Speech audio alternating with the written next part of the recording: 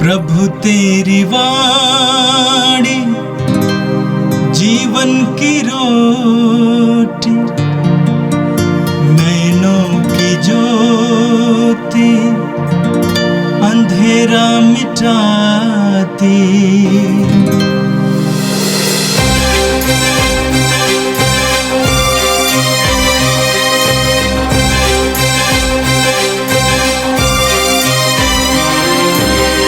प्रभु तेरी वाणी जीवन की रोटी, नैनों की ज्योति अंधेरा मिटाती। प्रभु तेरी वाणी जीवन की रोटी, नैनों की ज्योति अंधेरा मिटाती। वाणी वाणी वाणी वाणी वाणी पवित्र है, शाश्वत है, जीवन का मन्ना है। 15 मई सोमवार। पहला पाठ प्रेरित चरित अध्याय 16 वचन संख्याएं 11 से लेकर 15 तक। त्रोवस से चलकर हम नाव पर सीधे समोथ्रासिया, दूसरे दिन नियापोलिस और वहाँ से फिलिप्पी पहुँचे। फिलिप्पी मकेदुनिया प्रांत का मुख्य नगर और रोमन उपनिवेश है। हम कुछ दिन वहाँ रहे। विश्राम दिवस को हम यह समझकर शहर के बाहर नदी के तट आए कि वहाँ कोई प्रार्थना गृह होगा। हम बैठ गए और वहाँ एकत्र स्त्रियों से बातचीत करने लगे।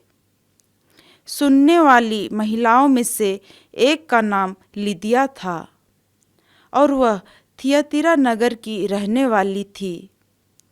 वह बैगनी कपड़ों का व्यापार करती और ईश्वर पर श्रद्धा रखती थी। प्रभु ने उसके हृदय का द्वार खोल दिया और उसने पौलुस की शिक्षा स्वीकार कर ली। सपरिवार बपतिस्मा ग्रहण करने के बाद लिदिया ने हमसे यह निवेदन किया, आप लोगों ने माना है कि मैं सचमुच प्रभु में विश्वास करती हूँ, तो आइए मेरे यहाँ ठहरिए। और उसने इसके लिए बहुत आग्रह किया। यह प्रभु की वाणी है। संत योहन के अनुसार पवित्र सुसमाचार अध्याय 15 वाक्य 26 से अध्याय 16 वाक्य 4 तक। यीशु ने कहा, जब वह सहायक पिता के यहाँ से आने वाला वह सत्य का आत्मा आएगा, जिसे मैं पिता के यहाँ से तुम लोगों के पास भेजूंगा, तो वह मेरे विषय में साक्ष्य देगा और तुम लोग भी साक्ष्य दोगे, क्योंकि तुम प्रारंभ से मेरे साथ रहे हो। मैंने तुम लोगों से यह इसलिए कहा है कि तुम विचलित नहीं हो। वे तुम्हें सभागृहों से निकाल देंगे। इतना ही नहीं, वह समय आ रहा है जब तुम्हारी हत्या करने वाला ये समझेगा कि वह ईश्वर की सेवा कर रहा है। वे ये सब इसलिए करेंगे कि उन्होंने ना तो पिता को पहचाना और ना मुझको। मैंने तुम लोगों से यह इसलिए कहा है कि समय आने पर तुम्हें यह स्मरण रहे कि मैंने तुम्हें पहले ही सचेत किया था। यह प्रभु का दिव्य सुसमाचार है। ख्रिस्त प्रभु की जय।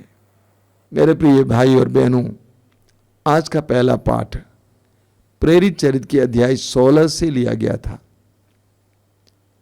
हमारे देश के एक प्रसिद्ध धर्माचार्य हैं, एक ज्ञानी धर्माचार्य हैं, archbishop Thomas Menamparampil.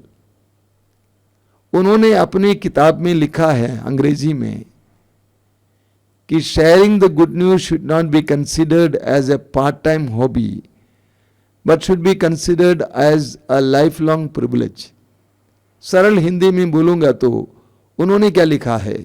उन्होंने लिखा है, सुसमाचार की घोषणा के काम को शौक का काम नहीं मानना चाहिए, बल्कि जीवन का सौभाग्य मानना चाहिए। पौलुस और अन्य प्रेरितों के लिए यही थी बात। उनके लिए सुसमाचार उनके जीवन का केंद्र बन गया था। सुसमाचार की घोषणा उनके जीवन का उद्देश्य बन गया था। आज के पाठ में आपने सुना कि पौलुस फिलिप्पी पहुंच जाते हैं और अन्य जगह की तरह नदी के तट पे पहुंचकर उन्होंने सभागृह ढूंढा, प्रार्थना भवन ढूंढा, उन्हें मिला नहीं, तो वे तट पर बैठ जाते हैं और वहां पर कुछ नारियां थी, उन नारियों से बात करने लगते हैं, उनको सुसमाचार सुनाने लगते हैं। जरा सोचिए, नया शहर, नई जगह, नए लोग, लेकिन उन्होंने खुलेआम सुसमाचार की घोषणा शुरू की, क्योंकि सुसमाचार उनके जीवन का केंद्र बन गया था, हिस्सा बन गया था। आज के पाठ में आपने सुना कि सुनने वाली महिलाओं में एक का नाम लूदिया था और वह थुआतीरा नगर की रहने वाली थी। वह बैंगनी कपड़ों का व्यापार करती थी और ईश्वर पर श्रद्धा रखती थी। उस नारी का नाम था लूदिया, धनी थी और ईश्वर पर श्रद्धा रखती थी। आगे लिखा हुआ है, प्रभु ने उसके हृदय का द्वार खोल दिया और उसने पौलुस की शिक्षा स्वीकार कर ली। प्रभु ने उसके हृदय का द्वार खोल दिया और उसने पौलुस की शिक्षा स्वीकार कर ली। प्रभु ने उसके हृदय का द्वार क्यों खोल दिया? हमने वचन में सुना, क्योंकि वो ईश्वर पर श्रद्धा रखती थी, उसमें भक्ति थी, ईश्वर का भय खाती थी, ईश्वर पर श्रद्धा रखती थी। ऐसे लोगों के हृदय और मन ईश्वर के वचन के लिए खुलते हैं। यूहन्ना के सुसमाचार की अध्याय 8 वाक्य 47 में लिखा हुआ है, प्रभु कहते हैं, ईश्वर के जनता, ईश्वर के लोग ईश्वर का संदेश सुनते हैं। उसका हृदय खुल गया प्रभु के वचन के लिए, क्योंकि वो ईश्वर पर श्रद्धा रखती थी। देखिए, विश्वास एक वरदान है। विश्वास जबरदस्ती नहीं दिलाया जा सकता है, वह एक वरदान है। प्रभु यीशु ने स्वयं कहा, जब तक पिता आकर्षित ना करें कोई भी मेरे पास नहीं आ सकता है। अगर हम प्रभु के करीब गए हैं, प्रभु पर विश्वास करते हैं, उसका कारण यह है कि पिता ने हमें आकर्षित किया है। हमें हृदय खोलने के लिए पवित्र आत्मा ने हमारी मदद की है।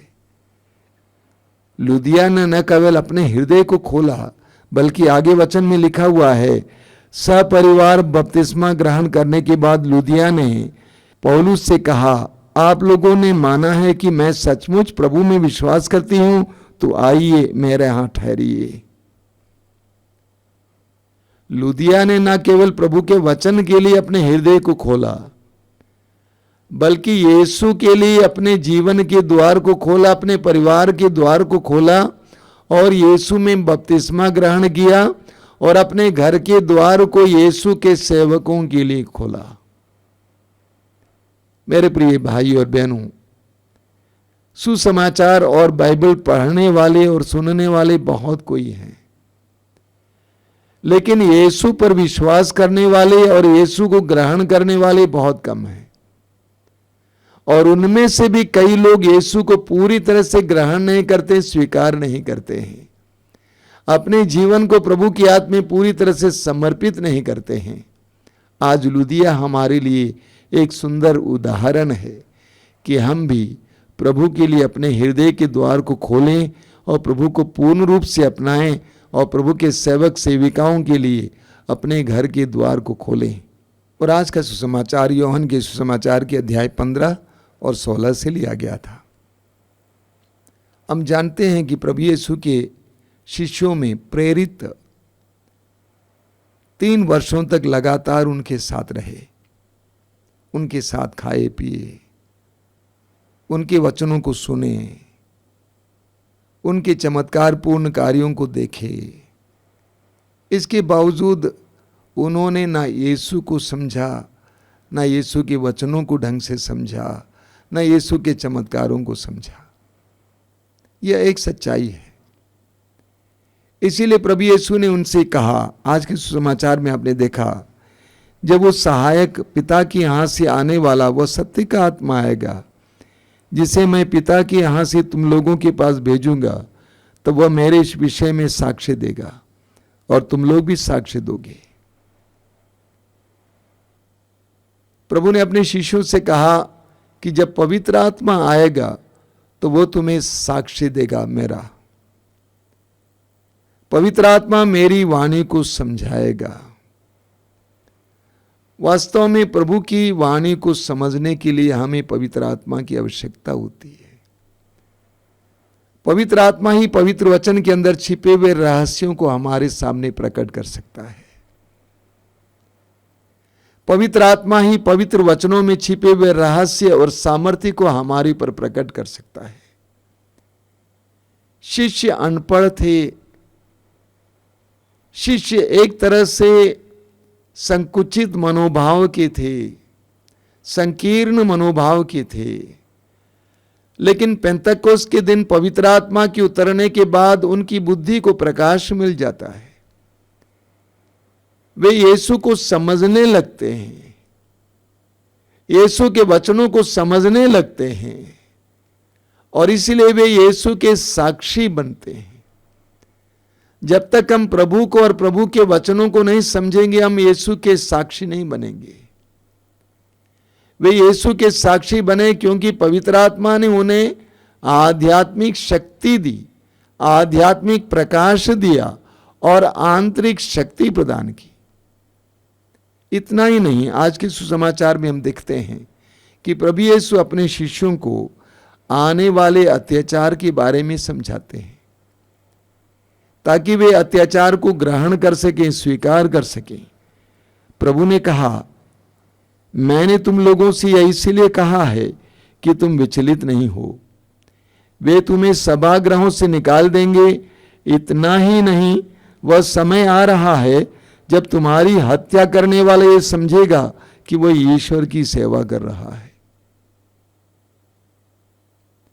प्रभु कहते हैं, जो तुम पर अत्याचार करते हैं, तुम्हारी हत्या करेंगे, वे सोचेंगे कि वे ईश्वर की सेवा कर रहे हैं, वे सोचेंगे कि वे सही कर रहे हैं। वे सब इसलिए ये करेंगे क्योंकि उन्होंने ना तो पिता को पहचाना और ना मुझे पहचाना। लोग ईश्वर को अच्छे से नहीं जानते थे। आज भी हम ईश्वर को अच्छी तरह जानते नहीं हैं। लोगों का ज्ञान तुच्छ है, कम है। लोग अज्ञानता में हैं, अंधकार में हैं।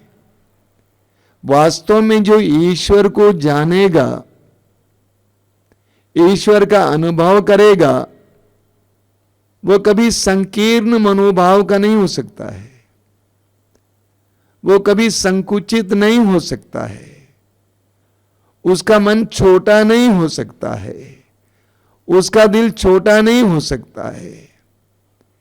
ईश्वर का सच्चा ज्ञान हमारी बुद्धि को बढ़ाता है, हमारे हृदय को बड़ा बना देता है। सच्चे ईश्वर के ज्ञानी कभी भी आपस में एक दूसरे में भेद विभेद नहीं दिखते हैं। वे एक दूसरे के करीब आ पाते हैं। समस्या है, हम ईश्वर को जानते नहीं हैं। ईश्वर के सच्चे स्वरूप को, स्वभाव को जानते नहीं हैं। प्रभु यीशु कहते हैं, लोग तुम पर अत्याचार करेंगे, तुम्हारी हत्या करेंगे, क्योंकि उन्होंने पिता को नहीं जाना है, ना ही मुझे जाना है।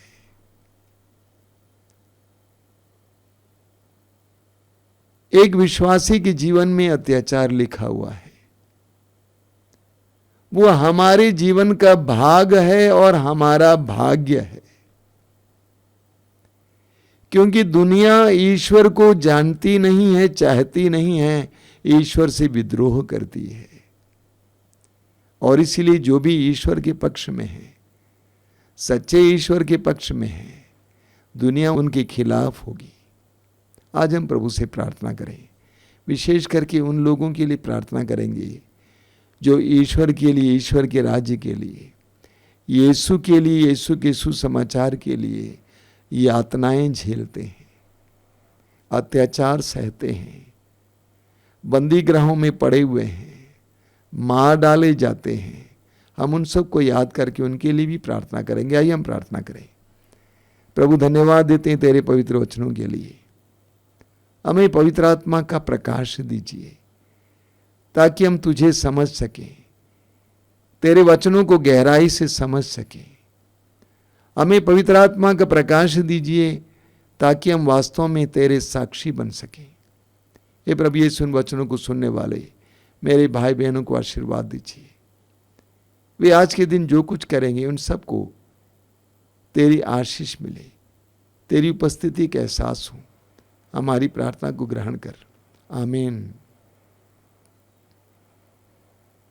प्रभु तेरी वाणी जीवन की रोटी, नैनों की ज्योति अंधेरा मिटाती। वाणी वाणी वाणी वाणी वाणी